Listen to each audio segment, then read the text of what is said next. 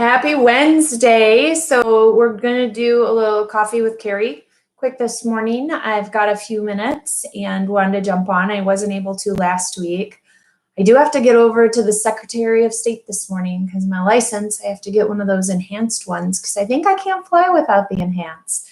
And I am headed to Atlanta in 2 weeks to go speak at Gupton Jones and do a tour and a video there. So I'm excited to meet Gupton Jones students that are in my mentor student group I have going. So really excited about that. I'm going to do a limited kind of meet and greet. So I'm going to do a little dinner session. I'm going to be eating dinner somewhere. And if you want to come and have dinner along with me and chat for an hour or two, shoot me an email. I'm going to kind of just limit it to 4 or 5 people so I can have some really good in-depth conversation. Kari@karinorthy.com will be the email for that. So shoot it over if you would like to meet. We're going to be in Decatur, Georgia. So just outside Atlanta on the west side there. No, east side. And we'll have dinner on Monday evening on Labor Day, actually. Hey, Rachel. Hey, Cecilia. Good morning, guys. And secondly, so it's so funny. This is one of those things for me. So we had some cousins here the last week and a half. I kind of took a week and a half off of work. I miss work. I miss going and meeting with the families and such. So excited to get back to work tomorrow, like in a funeral home.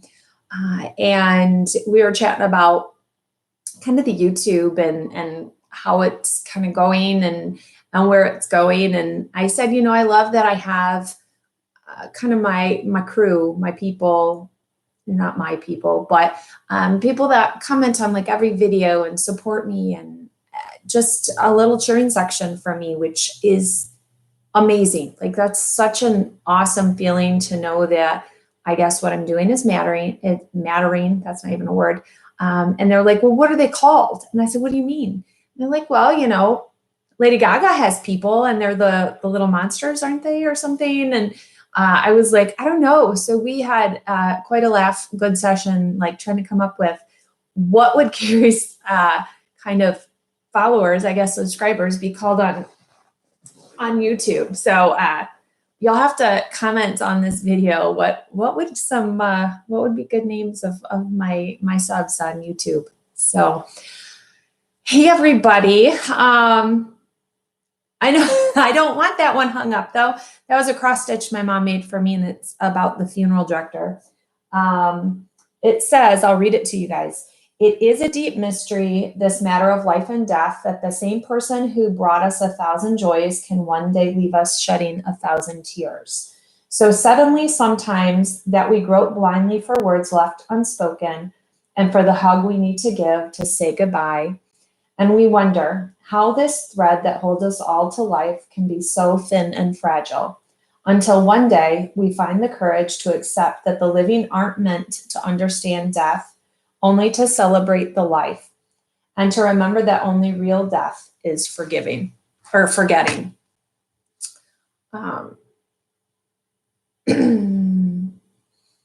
Hey, Iowa, Angel Mommy 9.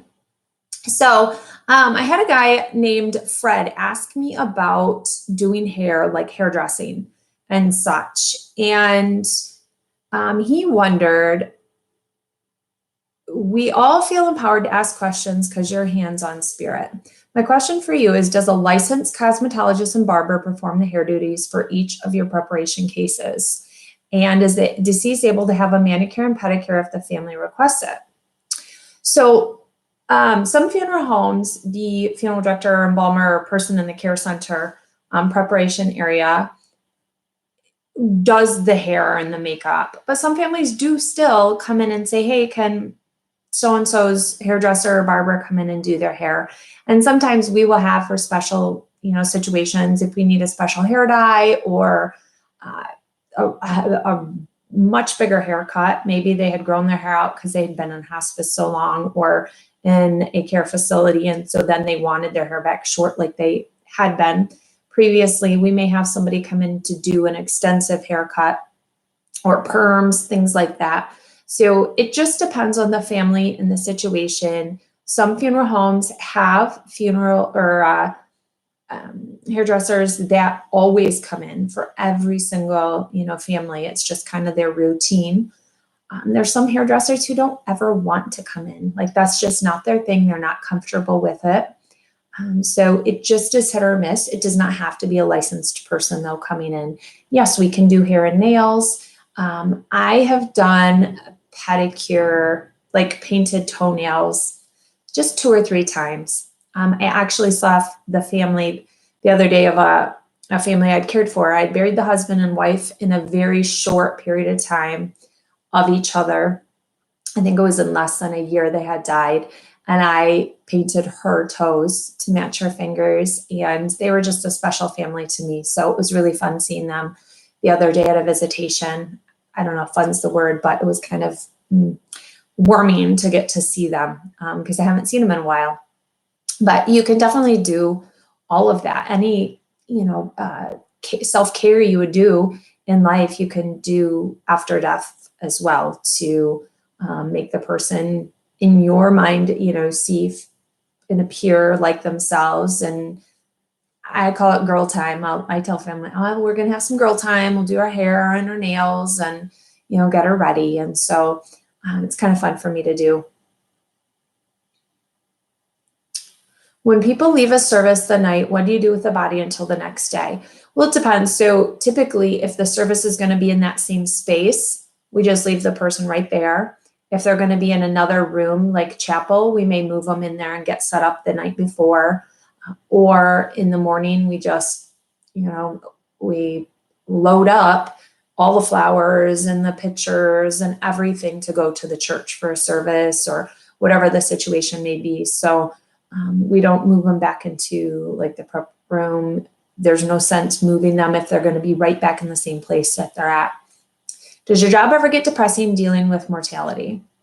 Of course. I think there's definitely times and days and, stolen moments and lives cut short as you see it. We're all given a certain period of life, but we don't know what that is. So it appears and seems to be cut short when it's a young person. Even 30, 40, 50 is young, and so it definitely makes you realize that it could be any moment and tomorrow's not promised and kind of all of those cliches. I think we get more of slaps in the face about that than most people because we see it in so many situations. Yes, you could put fake or acrylic nails on if you wanted. It would be easier. The hand's not, moving. And so coming in and doing like the whole process of acrylic nails would be extensive, and you'd have to find somebody who is willing to come in and do that. And so that's a little harder than just finding like a hairdresser even. But you could do like lead press-ons or something like that. Thanks, Chump. Oh, the skull. So, which looks like it has an owl sitting on top of it because there's an owl behind it. Now that is the skull I ordered. It's just resin or something. It's from like China that I ordered on eBay so I could try and do a restorative video, and I have yet to smash it and restore it. I'm a little scared if I smash it, it's going to be in a billion pieces and I'm not even going to be able to restore it. So that's what it is. It's not a real skull. From Antigua. Oh, that sounds much more tropical than here.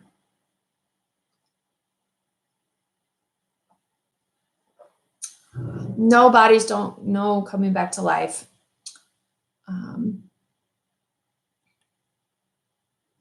Yeah, press-on nails we would do. We would just use a little super glue and put them on, and that can be done, in a lot of different situations where maybe the person had an accident and their finger got crushed, and you have to kind of restore a finger or something, and or their fingernails got pulled off, or whatever the situation, you can always put on a fake nail for it.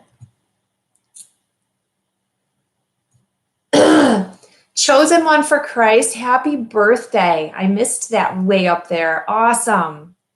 Cynthia, you're in Northern California. It is super early there. That's where our cousins that we're visiting are from, kind of the LA area. So they all headed back yesterday to California. We went there last year and it was freezing cold. So it was not a California visit that I thought it would be ever at all. A Greek or Russian Orthodox funeral. I have done a Greek Orthodox, not Russian though. We do have a Russian Orthodox church in the big town or the big city near us. I didn't find that there was much different about it in terms of, it's a lot of the traditions are a little Catholic, seeming kind of the routine of things and doing things 3 times in the Greek tradition. Oh, you're welcome, Johnny. I love that you guys tell me you're all over the place. Like, it blows my mind.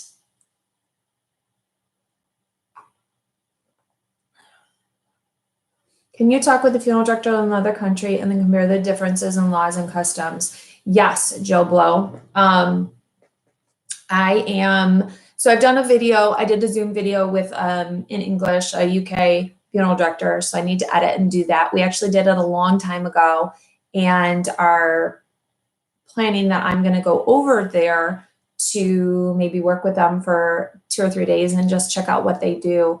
I would love to do that with all sorts of countries and go. Wouldn't that be fun? Like, I could go in and I could kind of be funeral director and help them through the process in different countries. I think that would be fascinating to go and experience different death cultures in person. Have you ever refused to do a body? No. You mean like embalm a body, I'm guessing you're asking, Country Cowgirl?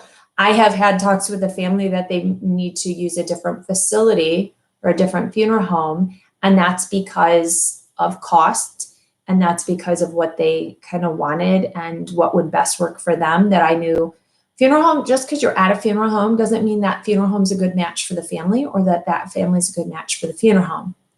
And when that's the case, you need to have a very frank discussion and need to help them connect with someplace that's better for them, or even if it's just a different director within the funeral home. Everybody isn't going to connect. And it's not about me. It's not about the funeral home. It's about that family and them getting to where they need to be. Keep the peace with I have had undercover police officers at a funeral before because of some gang type stuff going on and tension between the family and some death threats, but nothing came of it. Everything went smooth, thankfully, which was really good. I don't have stories about 9/11, so I haven't really talked much to any funeral directors that were in 9/11, and anybody that was on FEMA, which would have been the disaster response funeral directors who went in and helped care for the bodies at large in the grand scheme.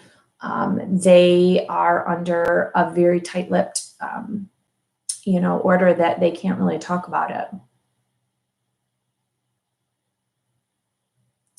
Debbie, it's hard for me to say what was going on in that situation. It could be just bad makeup. It could have been her reacting to chemicals. Unfortunately, it's hard to know. The potty-mouthed mama. It's so good to see you live.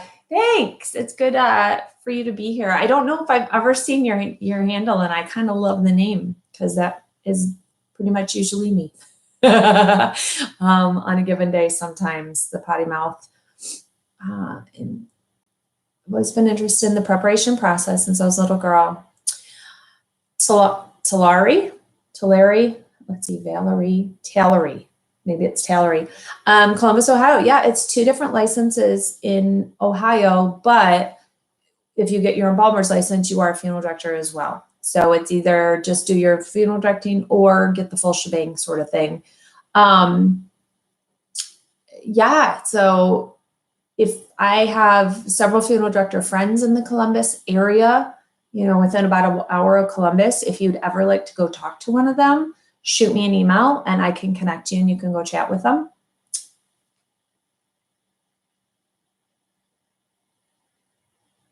Doctor Who, how fun. What part of the country is your funeral home in? Howdy from Texas. Texas. Everybody keeps saying, when am I coming to Texas? If a body is in an awkward position, can the arm be broken? So it can be. What is putting that arm in an awkward position is, you know, the initial rigor mortis is broken up. It's not an actual break of anything except the proteins in the muscle. So you're just loosening the muscle, which is going to happen over time anyway, to put it in. If someone has been contorted up, a common is like this, that an arm is up like this, because the person has just laid in a bed like this for a long time. It is pretty much impossible without cutting tendons or breaking bone to get the arm relaxed out. And the family would have to ask us to do something and authorize something like that to be done. I would not even at that point even still feel comfortable doing it, because that's hurting a body that doesn't need to be hurt just so they can look, you know, lay in a position that's looks like something they had laid in years before. I don't know. It would be a discussion I would have to have with the family to really see what they were looking for. Have you ever had a case that really traumatized you? Ooh. You know, there's ones I think that stick with you more and give you a stark reality on the world. I remember the first woman that was raped and strangled that I buried. And my time spent preparing her and embalming her and brushing her hair and painting her nails is clear as day in my mind because of the situation surrounding her death and how much she did not want to be there. You know, that wasn't her choice, and that her final moments were in fear and pain and probably, you know, just I can't imagine that finality to death.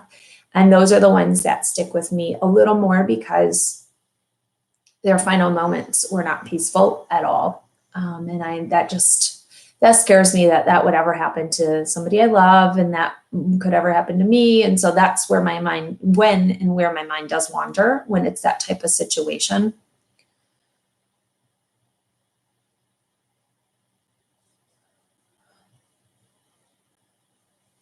Yeah, there's different sizes of cannulas.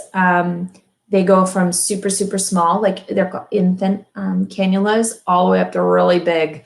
So depending on the artery you're working with and if there's any hardening inside the artery that you have to maneuver around. So there's all sorts of different sizes. Yes, I've had people make their own caskets. We just have to be careful that they are the correct size on the exterior, including the handle, so that it will fit in the vault when we get to the cemetery.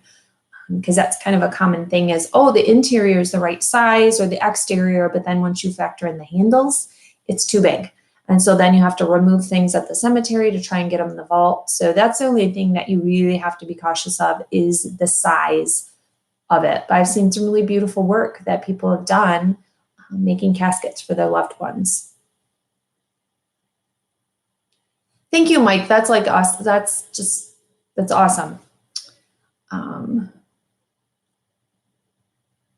Hey, Ben and Doctor Who.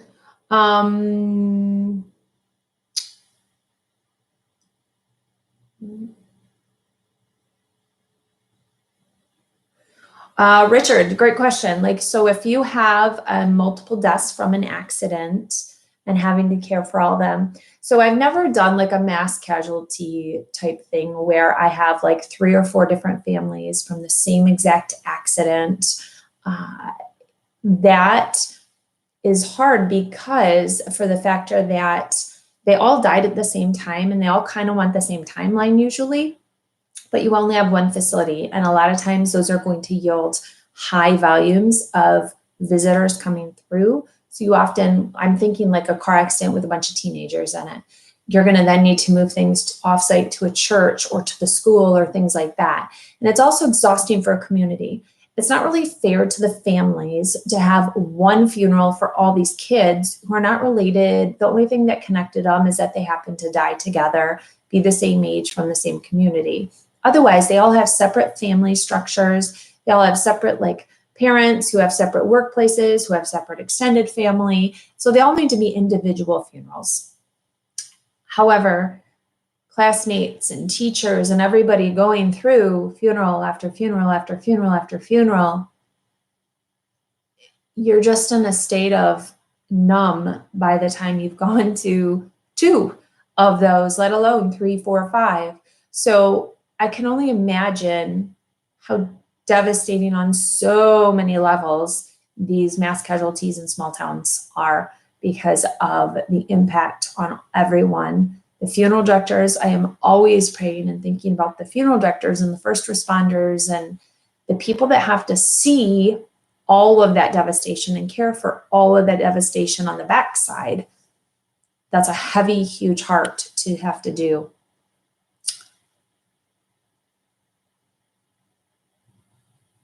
Oh yeah, mausoleums are stinky. Yes.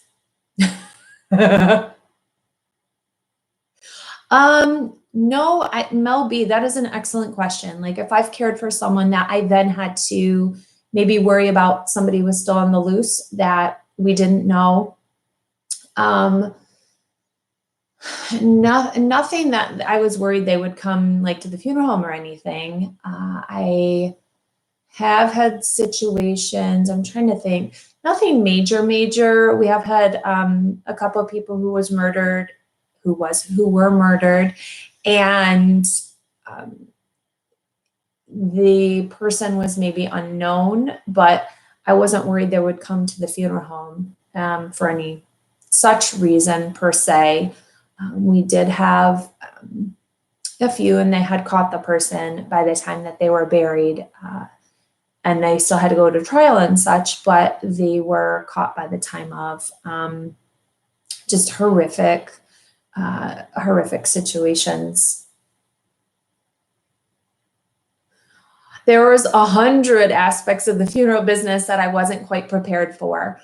I think there's so much to the backside in terms of relationship building with pastors, with church lunch personnel, with cemetery personnel, with vault company, casket companies, all this networking and interaction of building good relationships that it's really can't be taught. It's something you just have to do, understanding how to talk to people and how to work with them and not try and command from them something that you want, which I see happen. And I'm like, yeah, that ain't gonna work.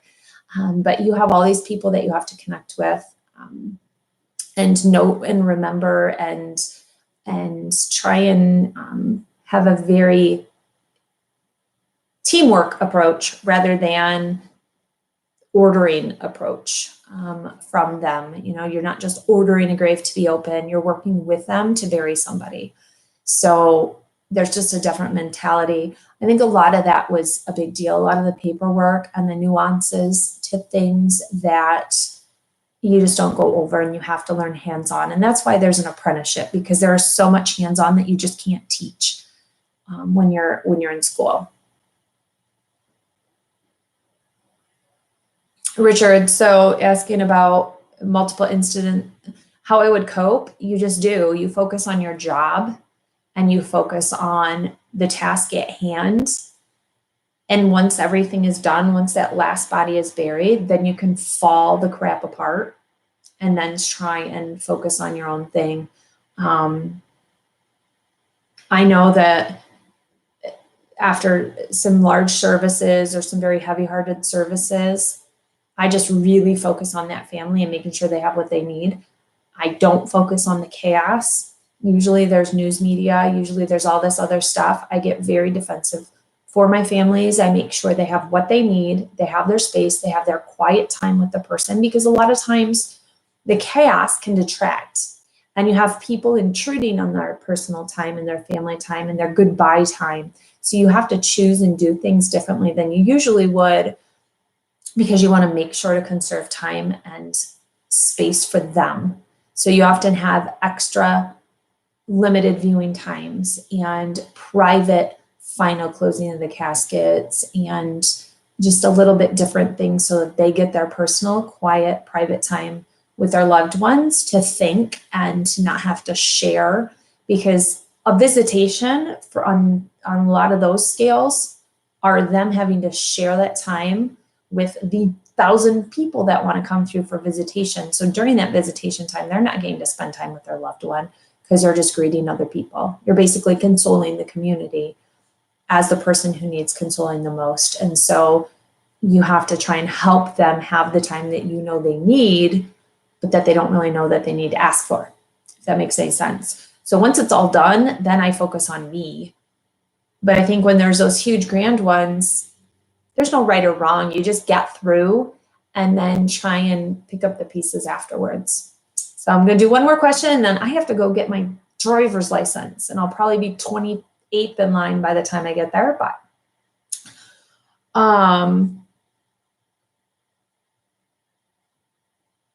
oh goodness, a lot of questions, guys. Let's see. Too quick. Shell, what kind of funeral have you thought of? I think about it all the time. It changes all the time. I have my wishes written out every time my husband and I go on vacation together. I make sure they're written out somewhere, and I'll update them once in a while. So that way, if something happens to us, my family knows what to do. So it depends on the day. Shireen, my sadness emotions are easily kept at bay, but my pissed off emotions sometimes work their way in, or my frustrations maybe with certain situations, or getting flustered because there's a lot going on, sometimes show themselves more than the sad emotions, because those sad kind of go out of the way because you got too much other stuff happening. And then if you're escorted to the cemetery, do you use a police car for a lead? Most places, no, you do not. You use your vehicle and get to the cemetery. I'll be down to Cincinnati for a meet and greet this fall at some point. So that's probably as close to Akron as I'll be coming anytime soon. So thanks, guys, for joining. I'll do another coffee chat next week. Answer more questions, bring more to you. Again, if you would like to join for a little dinner chat session in Atlanta on Labor Day evening, send me an email so I can give you the details of where I will be with a few guests. So a living miracle, that's disgusting and highly unethical.